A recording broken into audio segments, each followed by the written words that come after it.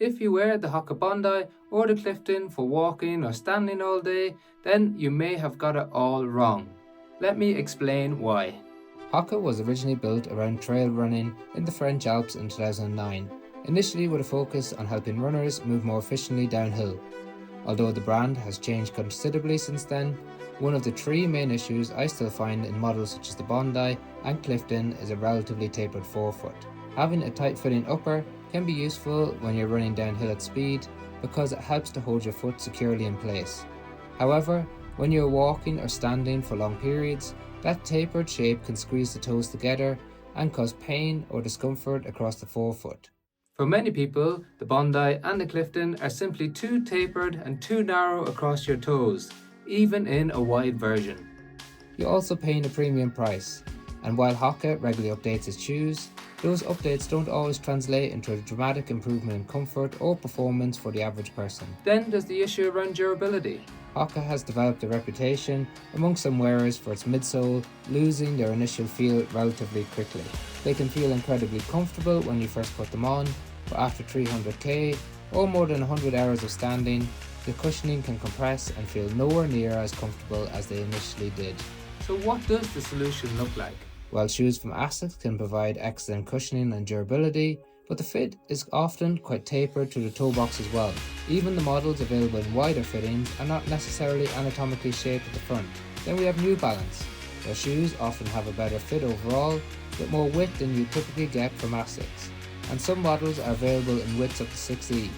However, some of their Fresh Foam X midsoles can also bottom out relatively quickly, so the wider fit does not completely solve the cushioning issue. Is that unclear, I hear you saying? Yes, they have some of the best uppers and material on the market, but many On models also use quite pronounced rocker geometry. That can help the shoe roll forward while walking, but some people prefer a flatter and more planted platform when standing in one position for hours.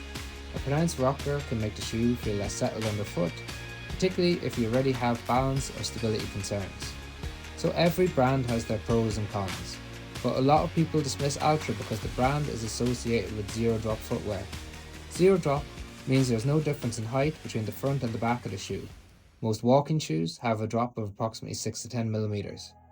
And that is important to know, as a 0 mm drop increases the demand on your muscles and tendons, especially the Achilles. However, that's not the case for the Altra FWD Via 2. The shoe ticks almost all of the boxes. Has a 4 mm drop, an anatomical toe box, plenty of width through the midfoot and a secure lockdown, so your foot doesn't slide around inside the shoe. It will work for those of you with wider feet, high arches, and for those of you with a normal width foot, having the extra space for your toes is life-changing.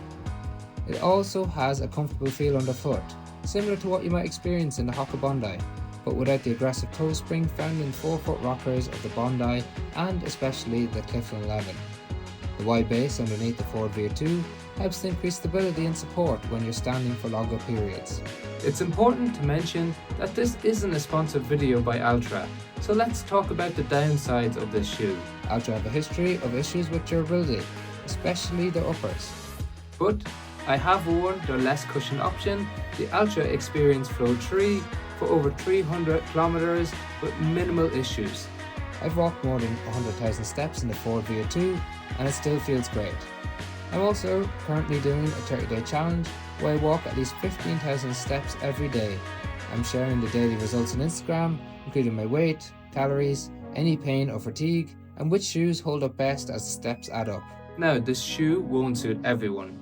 If you need a structured stability shoe or prefer a firmer ground contact feel, there may be better options out there. If you have limited movement or discomfort through the big toe joint, there are stiffer options available. However, I just think once you try an anatomically shaped shoe, you won't look back.